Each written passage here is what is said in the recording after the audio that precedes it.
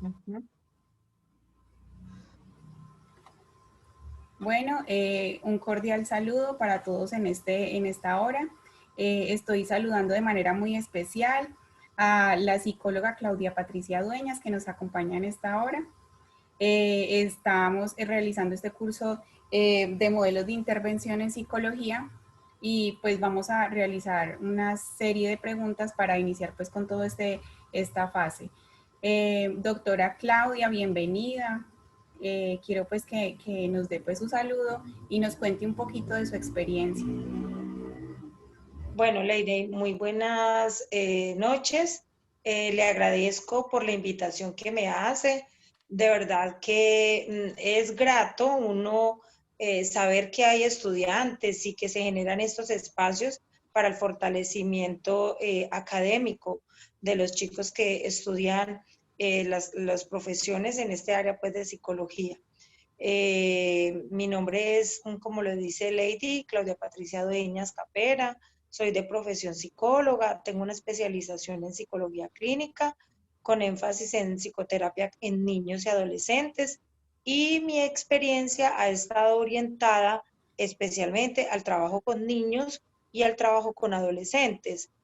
Duré alrededor de 6 años trabajando en primera infancia y ahora estoy vinculada con la adolescencia. Estuve también, bueno, un tiempo también interactué tanto con primera infancia y con adolescencia. He estado vinculada a los programas que tiene el Instituto Colombiano de Bienestar Familiar, en programas de modalidad institucional, modalidad familiar, en ese momento en una institución en restablecimiento de derechos por consumo de sustancias psicoactivas. Entonces, no, pues lo que tú me quieras preguntar, con mucho gusto y esa es, digamos, como un poco de mi experiencia. También he tenido atenciones individuales de manera clínica. He estado también con algunos proyectos, con la gobernación del Risaralda, con un programa, ay, no recuerdo, y nos tocaba hacer pues como eso se llama, ay, ¿cómo es que se llama? Un programa que se llama Círculo Virtuoso. Entonces también trabajamos con niños y con una población de una institución educativa orientados al trabajo con los niños y con las familias. Entonces, bueno, Lady, ya tú me harás pues como las preguntas y vamos interactuando de esa manera. Sí, señora, bueno. No, pues honrada, honrada doctora de tener a alguien con su experiencia en este proceso. Iniciemos pues, entonces quiero preguntarle desde su formación, desde esa experiencia que ha tenido, ¿cuál es el rol del psicólogo en el contexto familiar? Bueno, Lady, cuando tú me haces esa pregunta, yo creo que los profesionales debemos recordar un poco la historia desde el concepto o la definición de familia. Sabemos si uno tiene como una definición general de lo que es familia, entonces es esa parte que hace de un contexto social y que hay una interacción entre familia y esa parte social, pero nuestras familias han tenido unos cambios, unas transformaciones. Y desde allí yo te puedo contar que cómo ha sido mi experiencia. Ha sido desde aprender a adaptarme precisamente a esas nuevas definiciones y a esas nuevas dinámicas en las que se mueve la familia. Si nosotros miramos, Lady, anteriormente uno creía o nos habían enseñado de pronto familia constituido mamá, papá e hijos, pero con el tiempo fuimos aprendiendo que una persona viva con un tío también hablamos de familia, o yo puedo vivir en un apartamento con otros compañeros que de pronto no tenemos un grado de consanguinidad y somos familia también. Entonces, por eso te digo, y también hablamos de las nuevas formas porque era esa figura, por ejemplo, hombre, mujer, desde el sexo, ¿sí? Ahora tenemos nuevas familias, podemos ver unas familias donde pueden ser dos hombres con hijos, pueden ser dos mujeres, entonces en ese sentido va, digamos, ese rol. ese papel de los profesionales en psicología y uno lo ve a diario. A uno le parece muy chistoso a veces ver, Lady, cuando uno asiste, y a mí me ha pasado en la experiencia con mis hijas, cuando nos invitan a las escuelas de padres y siempre hablan papá, mamá e hijos. Y yo me pregunto, bueno, la hermana, porque es un colegio un católico, y yo decía, bueno, y la hermana que es psicóloga, ¿por qué no habla de esas familias también donde el chico o la chica, los niños pueden vivir solo con la mamá o con la abuelita? Y entonces es como que los estamos sacando. Entonces, desde mi experiencia y como para abordarte en esa primera interrogante, es eso, es adaptarse a las nuevas situaciones, es, digamos, crear un nuevo escenario de aprendizajes.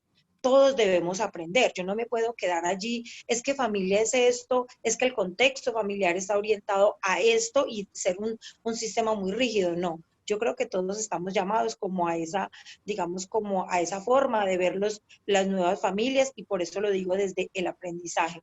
También desde mi profesión he aprendido que debe haber una interacción con otros profesionales. Entonces, no solamente el psicólogo es el que está dirigido a trabajar con la familia. Yo como profesional en psicología sé que debo trabajar de la mano de trabajadores sociales, de pedagogos, de formadores, del médico, de enfermeras, y eso me lo ha enseñado la experiencia y se enriquece esos aprendizajes y la definición y la conceptualización de la manera en que uno debe de ver la familia. Y lo otro es que también es muy importante y nos convoca al llamado de crear lo que nosotros, por ejemplo, conocemos como es las escuelas de formación, que es lo que te decía ahora con el círculo virtuoso. Es, digamos, no solamente ver a cada individuo, sino también los padres de familia tener una formación, una instrucción donde aprendamos nuevas formas, aprender de esos estilos de crianza. A veces cuando yo tengo los chicos o los padres de los adolescentes, yo les digo, es que a nosotros no nos han dado un manual para ser padres, nos han dicho cómo debería de funcionar esa familia. O como cuando a mí me llega una mamá y me dice, es que mi hijo adolescente me dice que a él no le gustan las mujeres, sino que le gustan los hombres. Entonces ella dice, ¿será que mi hijo va a cambiar? ¿Cómo puedo ayudarlo? Entonces eso moviliza no solamente al chico, sino que moviliza a un grupo familiar. Entonces yo creo que esa sería pues como mi respuesta a esa primera pregunta que tú me haces, orientada a ese sentido, al aprendizaje, a la interacción con otros profesionales, a crear escuelas de formación, a trabajar pues precisamente en equipo y a tener una interacción educativa. La interacción educativa me permite a mí ir de la mano de esa formación, más desde no el juzgamiento o crítica negativa, sino vamos a aprender entre todos. Creería que esa es como la primera respuesta que te puedo dar, Lady. Muchas gracias. Bueno, ahorita la segunda es cuáles son esos aspectos éticos, disciplinares que debe saber aplicar un psicólogo que ejerce la profesión en este contexto familiar. Bueno, Lady, yo creo que no solamente en el contexto familiar, yo creo que cuando nosotros y nosotros estudiamos, siempre nos están enseñando la forma en que nosotros debemos actuar cuando somos profesionales en psicología. Desde el hecho de hacer un trabajo académico y nos dicen, no puedes copiar y pegar porque eso no está bien.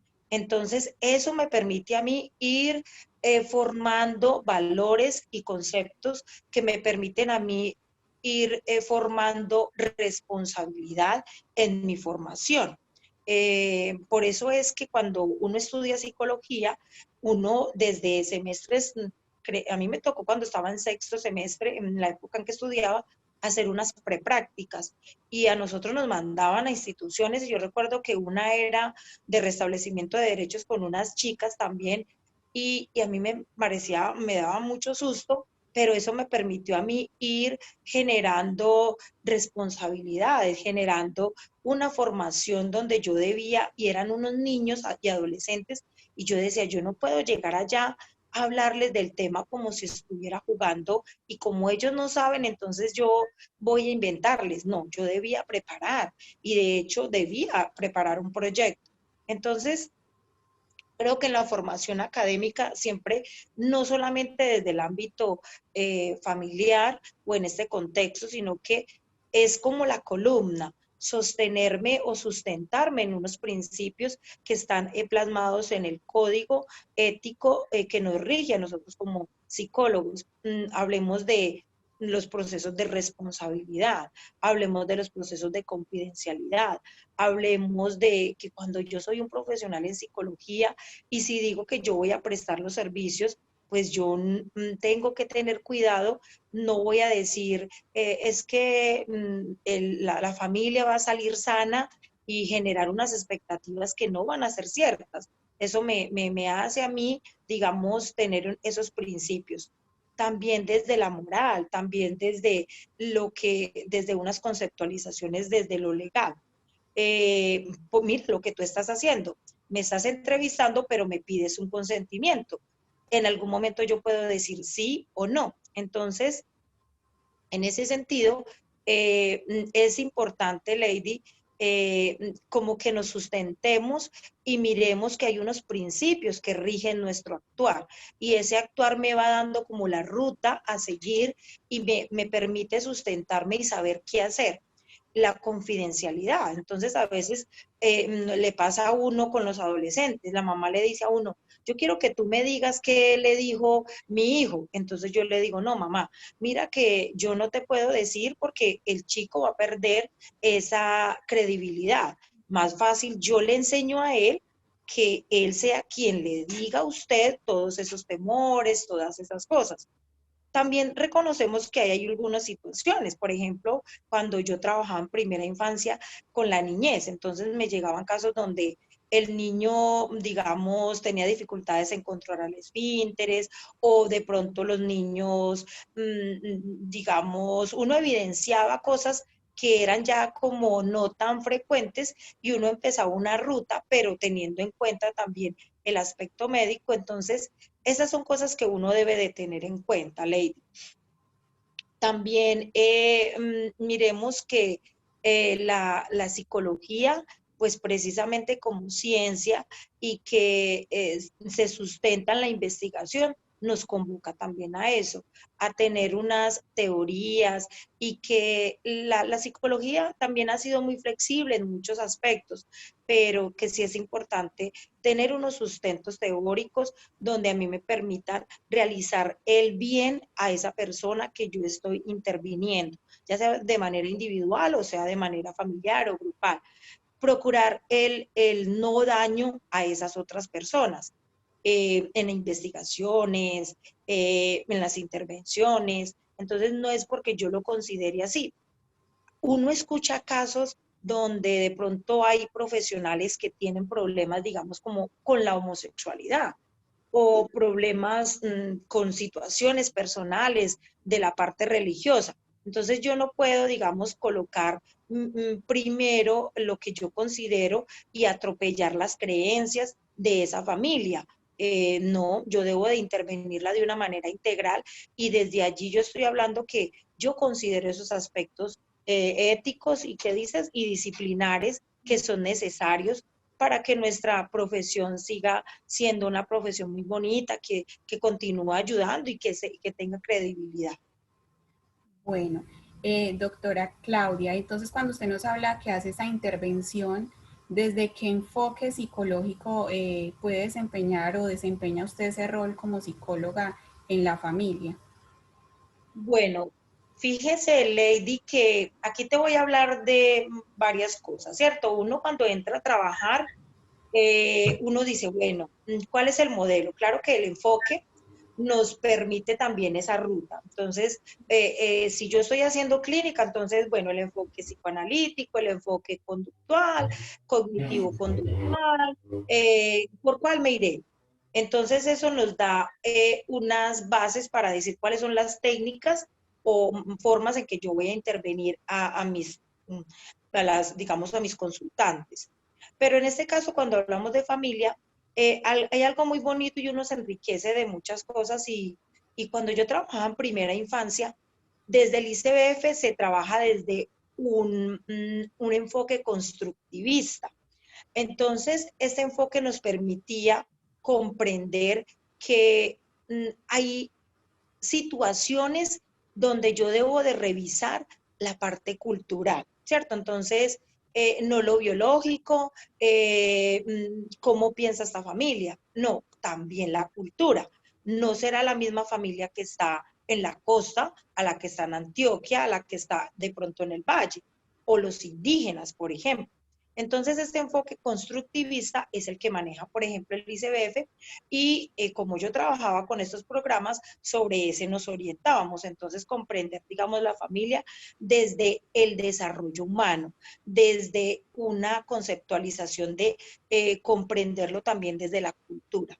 Otra parte, y es que desde esa parte constructivista es que los aprendizajes son mutuos, no solamente son los míos o los que yo voy a obtener o el conocimiento que yo voy a dar, o de qué manera un individuo va a aprender, no, como toda la familia puede aprender en X situación. Entonces nos tocaba, por ejemplo, en primera infancia, Lady, digamos, todo el tema que teníamos allí que era, por ejemplo, las violencias sexuales, el maltrato infantil, el trabajo en años tempranos, el trabajo infantil.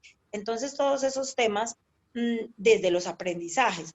Entonces, si yo aprendí, si a mí me tocaba en el campo, me tocaba en la parte rural. Entonces yo llegaba, por ejemplo, a un lugar, al Águila, y cuando hablaba con la familia, uno empieza a escuchar las narraciones, cuáles son esos aprendizajes que ellos han tenido. Entonces, no es que a mí me enseñaron así, no es que yo aprendía a punta de garrote, perdóname esta expresión, ¿cierto? A punta de golpe, entonces yo también tengo que golpear a mi hijo para que aprenda, porque es que así va a aprender. Entonces yo no podía llegar a juzgar y decir, no señora, mire, usted está haciendo muy mal. No, yo desde mis aprendizajes y desde los aprendizajes le enseño nuevamente a ellos cómo debería de ser esa educación. O lo mismo en los temas, por ejemplo, de violencia sexual. Eso era, pues, digamos, algo muy, muy difícil allá. Y lo otro es comprender que las familias también tienen habilidades para el aprendizaje. Se va muy enlazado con lo que te acabé de decir. No solamente yo, sino ellos también tienen y desarrollan habilidades. Entonces, ese enfoque también lo trabajábamos y nos ha permitido, digamos, tener una visualización. Y también, digamos, ahora que trabajo con los chicos en la adolescencia, digamos, desde el enfoque familiar sistémico, que él también me da apertura a mirar esas dinámicas, a revisar las interacciones, las relaciones interpersonales, la comunicación, los roles. Entonces, vamos a aprender también como grupo. No interactúo de manera individual, sino que interactúo de manera grupal, donde todos aprendemos. Digamos que ese pues es como desde el enfoque familiar. Pero también hay algo que he aprendido y es lo que uno también trabaja en estos programas y uno cada vez que va trabajando es los modelos que tienen que ver con las instrucciones o el modelo educativo. Entonces el modelo educativo, no como enfoque, sino como un modelo, habla, digamos, de la forma en que se debe de enseñar a las familias, desde la forma de crianza, la toma de decisiones. Mira, Lady, yo que trabajo ahora con estos adolescentes, las mamás fueron de alguna manera de pronto negligentes en esa educación con los chicos, pero no era porque ellas querían. Esposas que se quedaron solas y debieron irse a trabajar para sostener esta familia. Y entonces no tenían con quién dejar a los chicos. Entonces los chicos aprendieron cosas negativas, en este caso, digamos, los chicos que aprendieron el consumo de sustancias psicoactivas. Entonces, Lady, pues entrar a juzgar no, es desde un modelo educativo, cómo vamos a recuperar con los adolescentes esos estilos normativos, esos límites, esas formas de crianza. Y uno ve cómo poco a poco las familias van entendiendo que ellas cometieron una falla y ellas le van diciendo, sí, es que yo cometí un error, y ellas le piden perdón a sus hijos por las fallas que tuvieron y van comprendiendo que esa no fue la manera y va generando como nuevos aprendizajes. Y lo otro es de, digamos, un modelo que tiene que ver con instructivo o con la instrucción. Y ese me permite a mí visualizar también una forma o siempre nos convoca, por eso los programas siempre tienen a los niños, niñas, adolescentes o bueno, o una persona adulta y siempre debe dirigirse a la familia. Entonces, desde esa manera de instrucciones es poder dar escuelas de padres, que así se llaman algunos, o escuelas de formación, donde asisten los padres y se organizan temas y ellos también interactúan desde esos aprendizajes. Entonces, eso es, digamos, lo que yo tengo como experiencia, lo que te puedo contar en relación a los enfoques. Bueno, doctora, muy clara también esa parte. Entonces ya para finalizar, la última pregunta es, digamos, en ese ambiente que tiene, ¿cuáles son esas situaciones de problemáticas más frecuentes que llegan hasta, pues, hasta su consultorio o que usted ha tenido en esa experiencia, pues, en el contexto familiar? Entonces, ¿cuáles son como esas problemáticas que más le llegan de la Bueno, familia? bueno, Lady, gracias. Me hace recordar, yo fui, bueno, he trabajado con la Universidad Antonio Nariño como docente y allí he estado como coordinadora del Centro de Atención Psicológica y allí he tenido pues chicas en el Centro de Atención Psicológica, digamos, en las prácticas profesionales. Entonces, desde mi experiencia, uno escucha las situaciones de los padres. Llegaban muchos niños y adolescentes.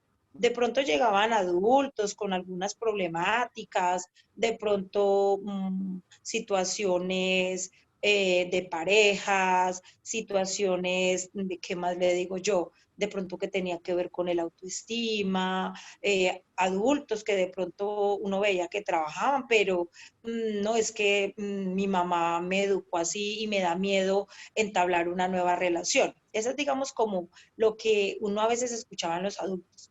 Pero sí había algo que pasaba con los niños y con los adolescentes y era de pronto precisamente ese desconocimiento, como te decía al principio, que a uno como padre no le dan un manual para ser padre. Entonces, esa carencia de información o el no estar vinculado en esas escuelas de formación, entonces hacía que no se den, digamos, unos estilos o formas de crianza que sean sanos para el desarrollo de nuestros niños y nuestros adolescentes.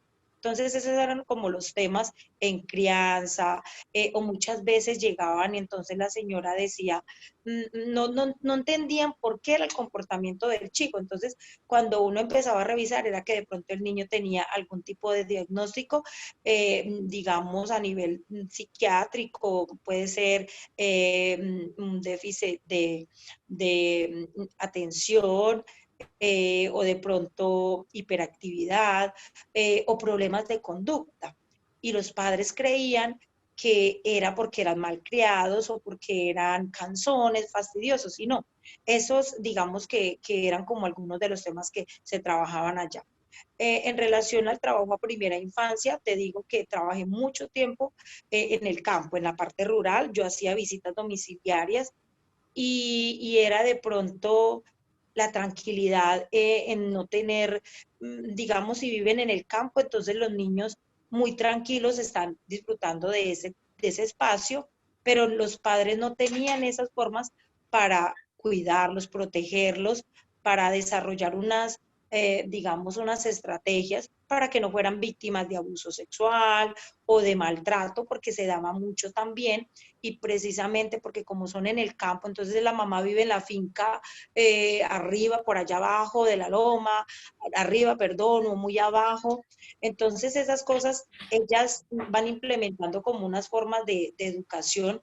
Entonces esas digamos que eran como algunas de las situaciones. También me encontraba que habían chicas adolescentes con niños, siendo muy niñas y ya con 2, 3 hijos, con esposos casados mayores, mucho mayores que ellas, que de pronto estaban con los esposos porque las sostenían económicamente. Entonces se veían, digamos, diferentes situaciones.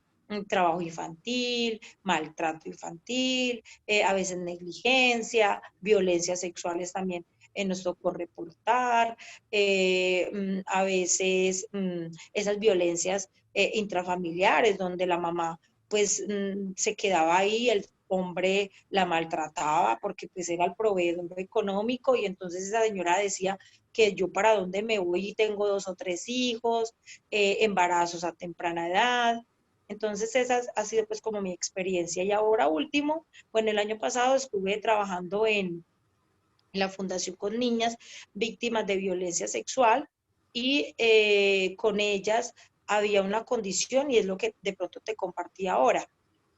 La mamá tenía que trabajar y la ausencia de una persona, llámese mamá, papá, un cuidador o acudiente, que estuviese todo el tiempo pendiente de las chicas y que no estuvieran asumiendo esos riesgos, pues llevaron a que las niñas de pronto terminaran en explotación sexual, en violencias sexuales y ahora con los chicos en las problemáticas de consumo de sustancias psicoactivas, vuelve y se da como la misma situación, grandes negligencias por los padres, digamos, padres consumidores, situaciones económicas donde los chicos de pronto vivían en barrios muy vulnerables. Entonces, pues por enseguida o a la vuelta de mi casa hay un expendio. Entonces, eso era, digamos, un factor de riesgo. Y más, pues la adolescencia, más la edad por la que cruzan nuestros niños y nuestros adolescentes. Pero esos, digamos, como que eran los temas que yo he tenido que trabajar desde mi experiencia. Y ya a nivel, digamos, de personas adultas, he trabajado con chicos o con personas que tienen dificultades a nivel de depresión, con chicos o chicas, adolescentes que tienen dificultades precisamente con el desarrollo de la identidad, esas discusiones que tienen con sus padres de familia, porque los padres de familia a veces no somos mediadores, ¿cierto? Y con los hijos adolescentes debemos ser mediadores, no es lo que él diga ni lo que yo diga.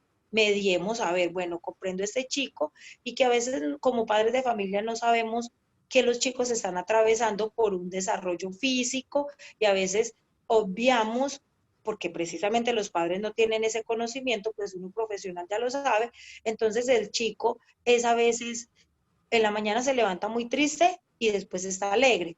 Y eso simplemente es algo ya difícil para la familia, no entendemos por qué él es así, o porque le gusta estar más con los amigos. Eso es natural en los adolescentes.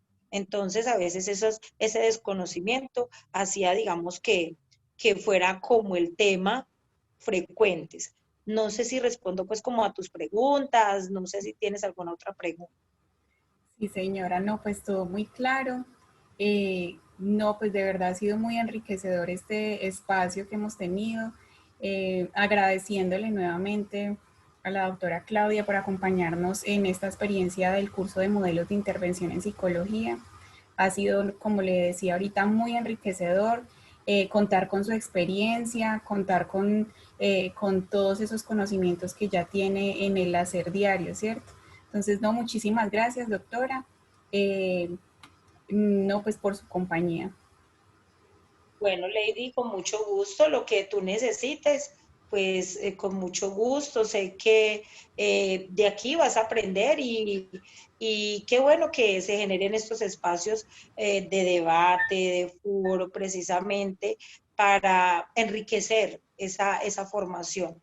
Creo que cuando uno escucha del otro, me permite tener una visión diferente de lo que uno a veces considera. Mira, Lady, que cuando uno empieza, yo hice mis prácticas profesionales todo un año en el ICBF y yo recuerdo, Lady, que al principio, cuando, por ejemplo, retiraban un niño, entonces el niño lloraba y entraban a los consultorios de las defensorías y la señora lloraba, no quiero que me quiten a mi hijo, y lloraba tanto el niño como la mamá. Y yo al principio, en ese tiempo, uno decía, Dios mío, ¿qué es esto? Y a mí me parecía terrible y yo decía, ¿por qué? Pero luego uno con esa experiencia logra entender lo que, por ejemplo, uno reconoce de restablecimiento de derechos, pues comprender las leyes, por qué se hace y que al final es importante hacerlo porque sabemos que van a ser mejores cosas para la familia como para nuestros niños. Entonces, Lady, te agradezco mucho, espero pues que te haya servido y no, muchas gracias por el espacio.